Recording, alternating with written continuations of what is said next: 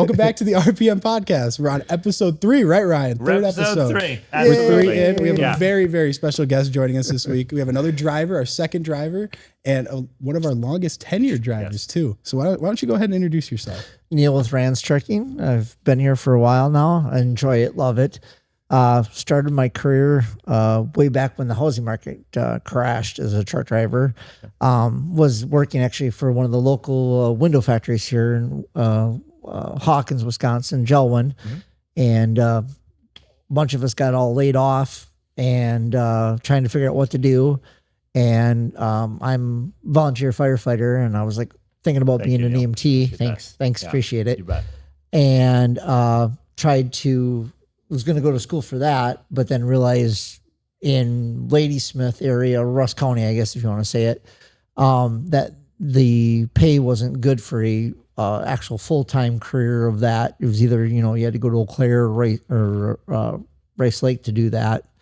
And talked to my father-in-law one day, and he's been a trucker for years. I mean, he can tell you some really good trucking stories, the old ones, and kind of like the follow-up to the song of, sit down cafe, waitress, how you doing, darling? What you want, type of things like that. And I said to him one day, he says, you think I'd be good at trucking? And he goes, yeah. He goes, yeah, I'd see you could do in trucking. And I'm like, all right. So I went down to CVTC here in Eau Claire, Wisconsin, and did the course down there, and then got a local company on the other side of the state that took me on, and did my couple years there. And one day I wanted something a little closer, because then all of a sudden we had that back in the day, well, they have it now, but prices were through the roof for gas.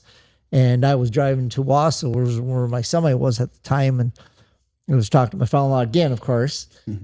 And he knew Bill Rands really well. Bill's dad actually worked on my father-in-law's truck way back in the day. And so I says, I think Bill would hire me? He goes, oh yeah, Bill would hire you. So I called up one day and I said, hey Bill, I says, you looking for drivers? Oh yeah, we're always looking for drivers. And I said, okay. I says, you mind if I come up there to the office? Yeah. And a day or two later, I was hired on Rands, and I've been here ever since. So Bill was running the show back when you came on? Yep. Yeah? Awesome. Yep. Cool. Glad you had that. No. That's very cool. Leroy's your father-in-law, right? Yep, Leroy. Yeah. Yep. Leroy Lane? Yep. Yeah. Yep. Shout out, Leroy. I don't know if you watch the show, man, but great guy. He drove with us for quite a while. That's awesome. Yeah. He's not totally tech savvy, but I'll have to show him this. You episode. have to. You have to show everybody this episode. You have to check me out, the celebrity of Rands. That's right. Yes. Rands Trucking. Yeah. Been busy day with this. Had this. Brandon Smith took me to a BNN networking thing here in Eau Claire at the I can't think of what the place is. VSA, Valley Sports Academy. Yeah, the Valley Sports Academy here. And a lot of that was a very neat. They actually have not really got to ever talk to a truck driver before, so they had questions like crazy to ask. What was that like for you? Yeah, it was interesting. It was fun. I mean, to see that network of people that, I mean, you had a guy that did siding, you had a guy that did insurance, you had somebody that worked in the health field, and they were all kind of collaborating and back and forth. And it wasn't like they were like cutting on each other. Like, hey, I got somebody that, needs this, or I got somebody that needs this. And they were going around the table and kind of, like, oh yeah, here, and that is so good in this industry to have that type of networking going on. Fantastic. Yeah. I'm glad you got to be a part of that. Yeah, me too. That was great. That was great to watch. I loved how everyone was just getting engaged, and as one person asked, and then a couple other people started going, and then all the hands in the room just started flying up. Yes. So it was really cool to see. Yes. To see that interaction with those people, to the response. And some of them have never been around a truck in their life. So they're, asking like, hey, what is it like having us being in front of you, and I kind of gave them the honest answers on those things. That's good. That's what, as you should, need, right? As you should. Yeah. No, I thought that's something that stuck out to me too. Yeah, a lot of them, kind of like me when I started here at Rands, I thought trucking was, you just get in the truck and you go. Not much to it, but there is a lot actually that goes into trucking. Yes. So I thought it was pretty cool that they all were interested in trucking and wanted to know these sort of things and kind of pick your brain a little bit. Yes, yes. And to follow up with Maya last week or podcast of her of what, in the truck that, yes, you do have time to listen to the radio and stuff, but you're constantly watching everything around you. I mean, it's constantly changing. I mean, 1 minute you might be in awesome wide open road, and the next minute you're downtown Chicago in slow traffic, and you're just like, Well, speaking of that, Neil, I mean, like one difference that you have relative to Maya is a little more local. You're an over-the-road driver with us, and you have been for years and years. So, I mean, being an over-the-road driver, I guess, what has been one of your favorite parts about that aspect of it? Honestly, the scenery. I mean, it's amazing. Like I was telling the people this morning at that networking thing that, I mean, I literally have an office with a window and it's constantly changing. It's so cool. You mean 1 minute you could be up in Vermont in the fall, just awesome view. And the next minute you could be on the coastline, looking at the end of as far as you could go. And, like years ago, me and my wife, we actually teamed for a while. And we actually had a pretty cool opportunity that we went down to Key West, Florida. Yeah. And we drove the truck as far as you could get on that part of the coast of the United States. I mean, how can you, not many people get to do that with a trucking company, and it worked out that we actually had a window customer that was actually there. Yeah. And of course it was middle of summer, got done. We were unloaded. We were just sweating, unloading the truck. And the guy goes, "Oh, you guys got to see the coastline." We're like, he goes, "When's the next time you're ever going to get down here?" And I looked at the wife and I'm like, "Yeah, he's kind of right about that." And she's like, "Yeah, let's."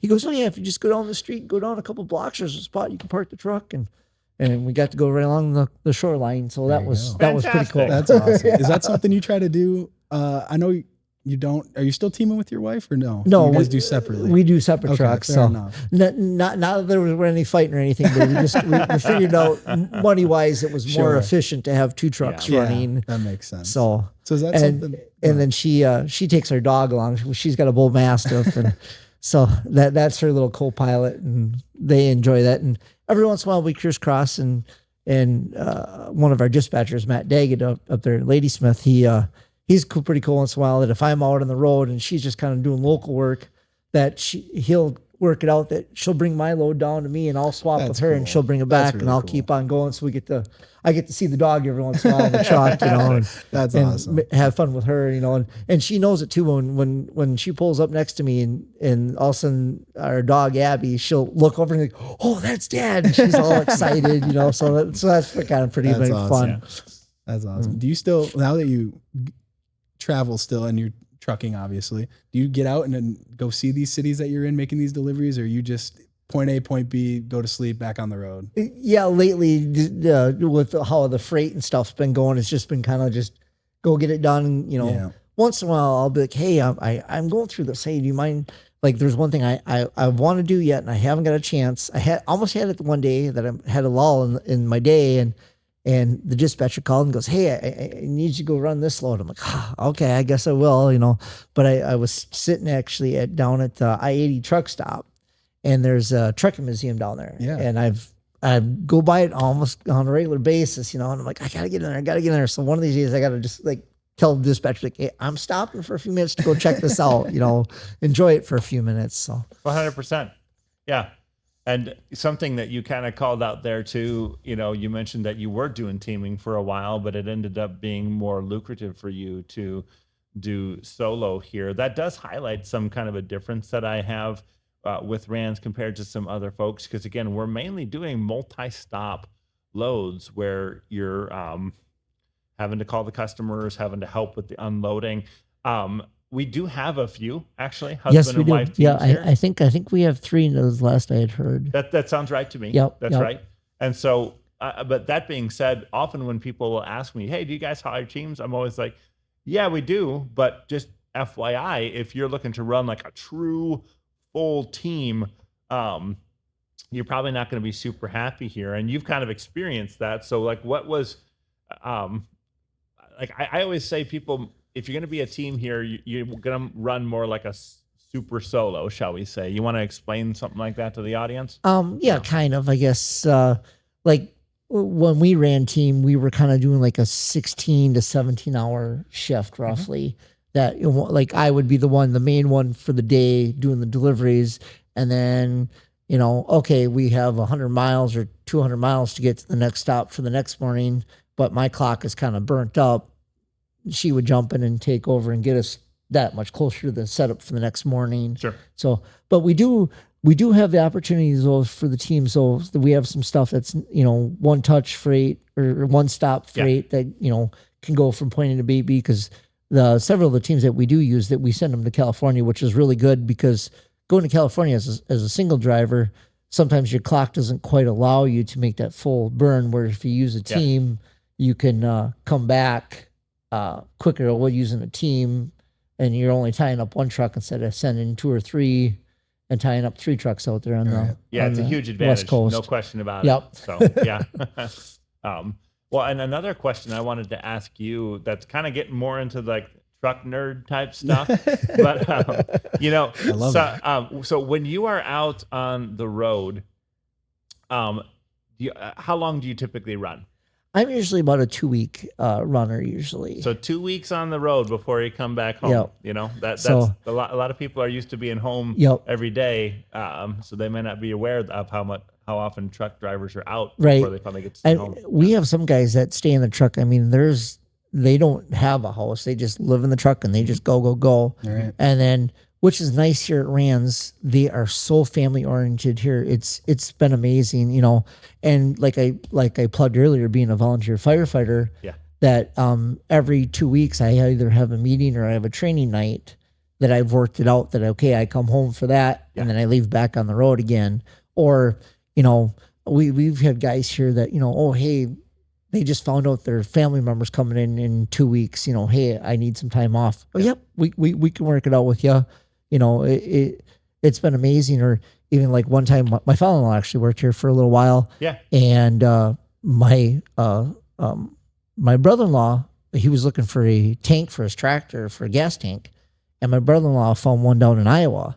And he called our dispatcher up and he's like, hey, is there any way you can get me past this town in Iowa? I need to go pick up a gas tank for my tractor.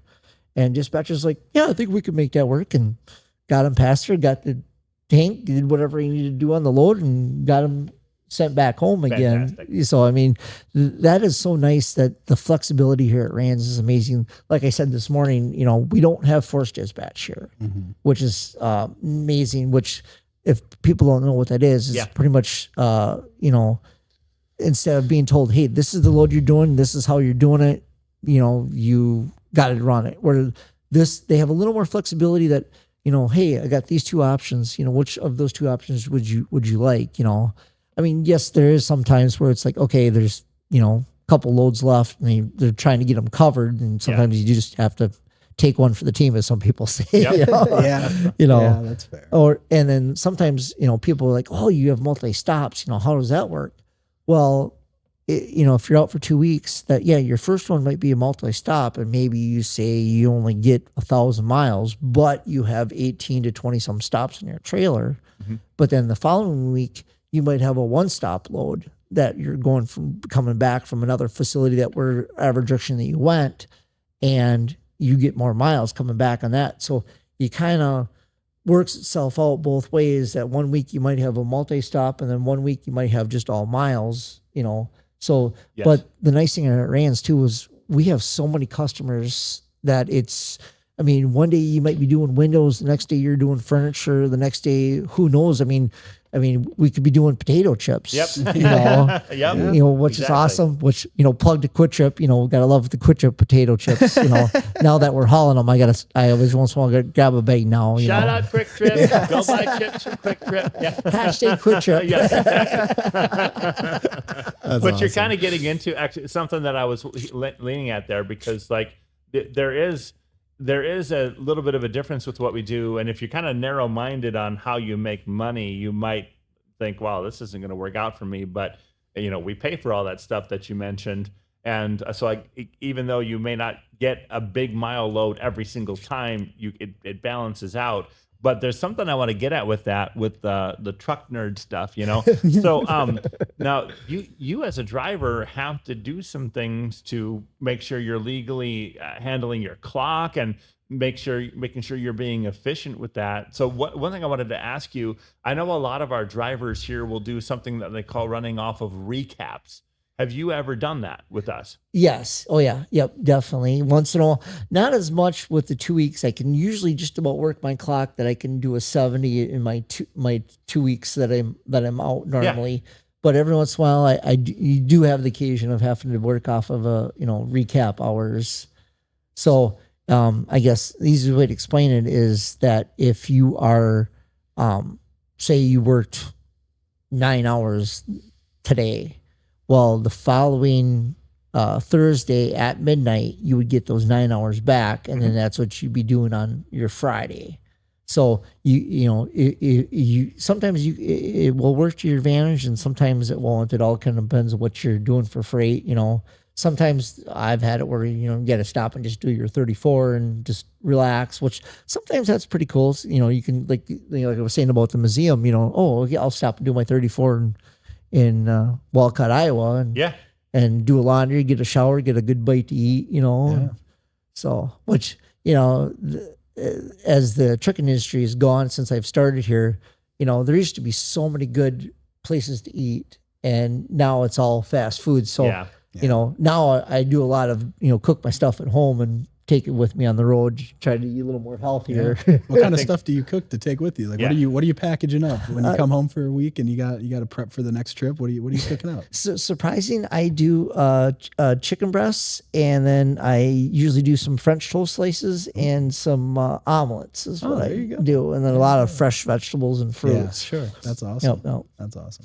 So Neil, something that I want to know. You're a firefighter. You've been trucking for 15 years.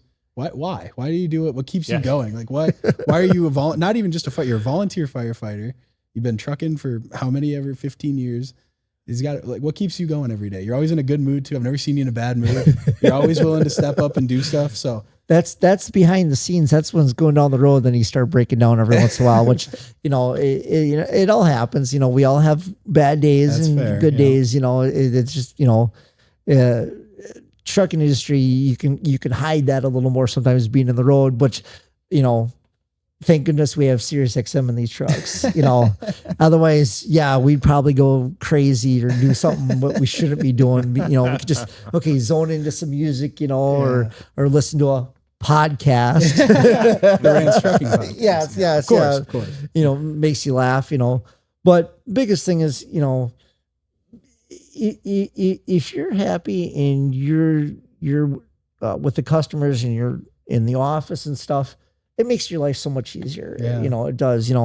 And when I first started trucking, you get to some customers and they're just like, and you're like, okay, sorry. When I first started driving for Rands, there was a customer we had out on the East Coast, and first 2 times I went there and he was just mumbling on his breath, and I'm just like, okay, push the windows to the guy, just push him down. But by the third time, I did something. Actually, my wife was with it. Actually, that time before she was actually driving trucks, she was riding with me, and I was trying to change the load up a little bit to make it flow better for me, which didn't hurt us or anything.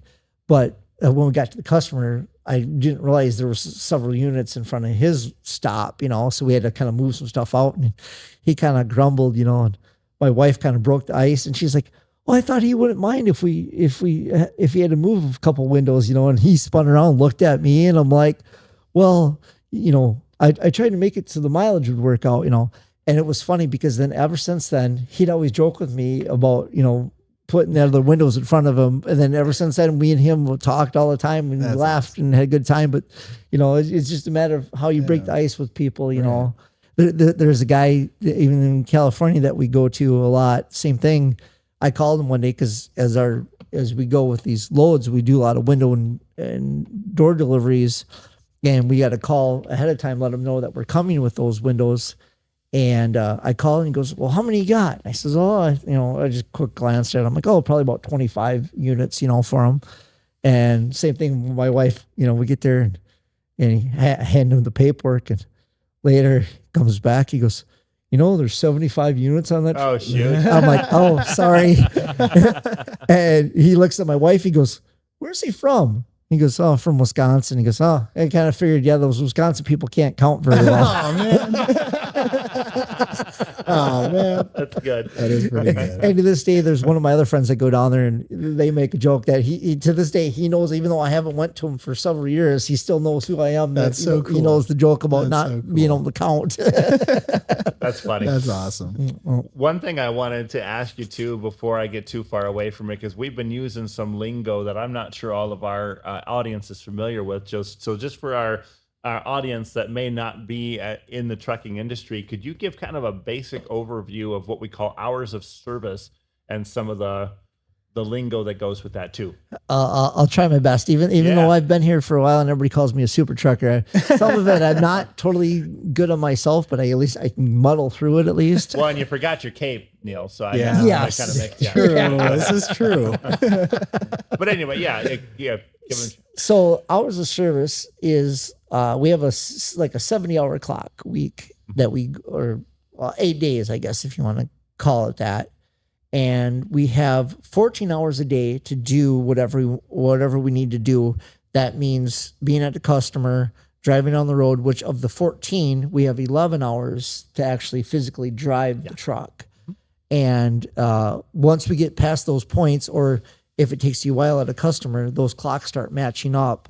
And then you got to start kind of planning on where you're going to end up for the day at a truck stop or something like that. Yeah. Kind of in general, I guess that's the easiest way to explain it. I think that was good. And then, so like, for example, we were throwing around terms like a 34. What's a 34? That's 34 hours that you have to stop, and then your 70-hour clock will restart, and you'll have a new fresh 70 if you do a 34-hour restart. So a 34-hour restart, if you complete 34 consecutive hours of being on break, shall we say, or off duty. Correct. All of those clocks, the 70-hour clock, the 14, the 11, everything just completely resets. Resets. Yep, correct. Okay. Yep. Thanks for doing that. Yeah. No problem. There's a lot of terminology in trucking. Oh, yes, It takes yes. a while. I'm still, I don't know a lot of it. Yeah. And then I mean, you can get into really crazy stuff. There's like a 8-2 split, a 7-3 split, and it takes a lot to grasp some of those things of how that all works. Even to this day, I still kind of struggle with that. Every once in a while, I got to call dispatch and go, how does that work again?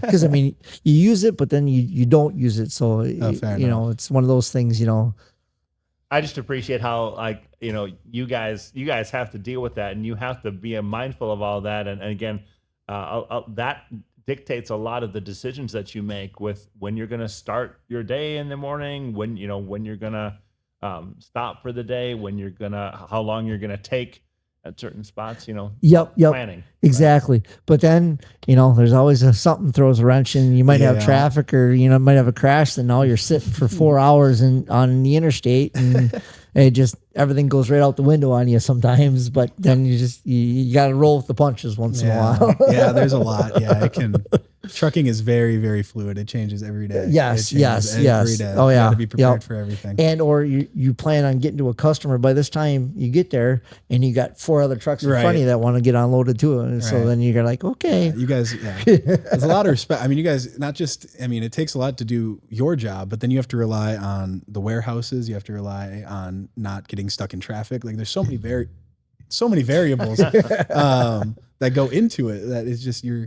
even if you're doing as perfect a job as you can do, it can still mess you up, which is so frustrating. Yes, it is. It is.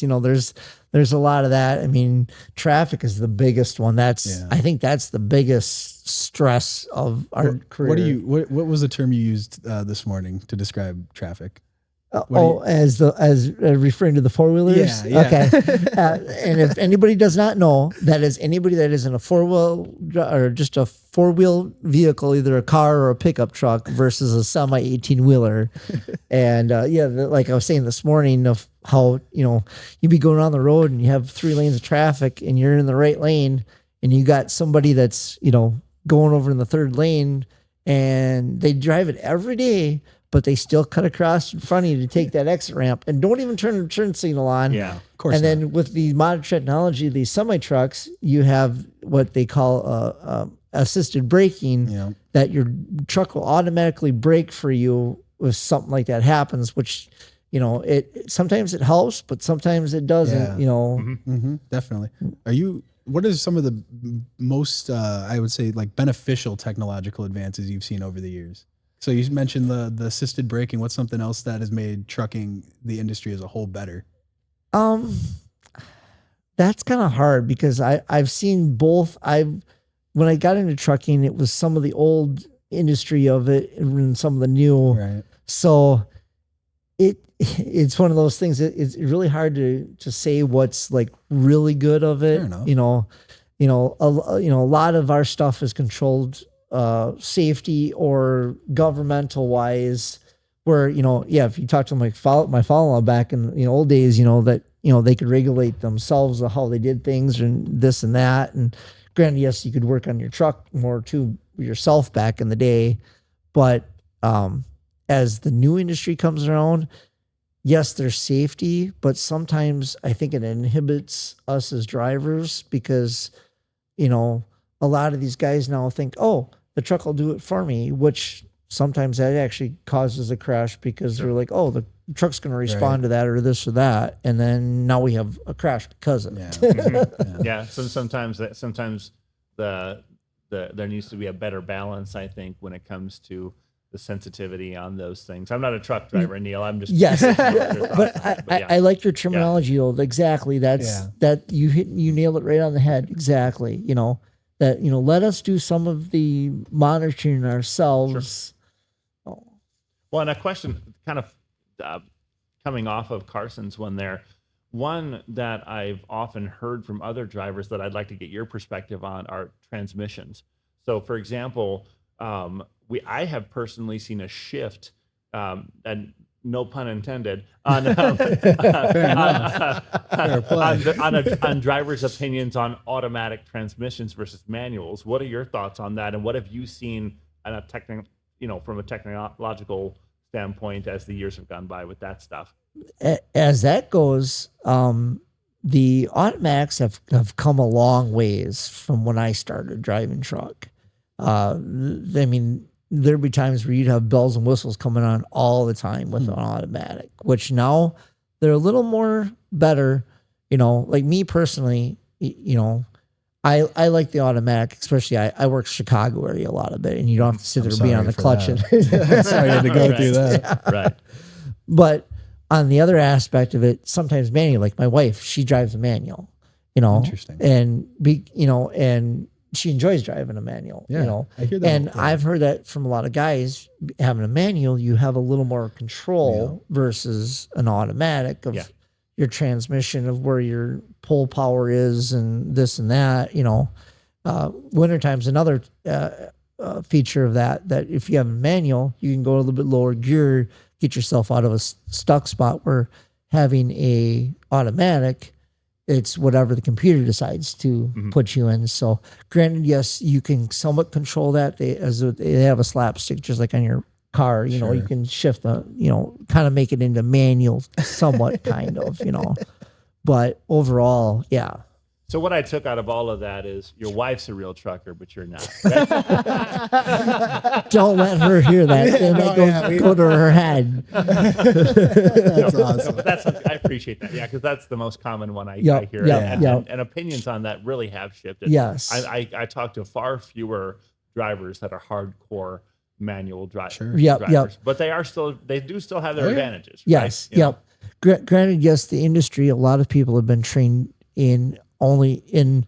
certified in an automatic, where I was lucky enough when I did my schooling, I got trained out in both, so I could go either manual or automatic, But, awesome. Yeah. I was gonna go somewhere else with that, and I can't think of what it was. No. I got something for you. You mentioned Chicago.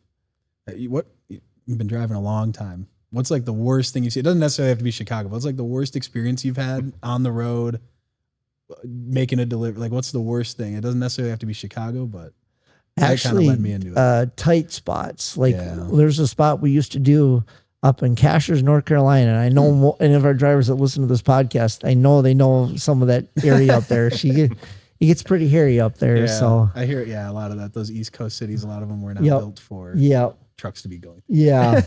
As the most funniest thing I've ever seen is going through Chicago back in the day, I had the wife with, and we parked just outside of Chicago in Gary, Indiana.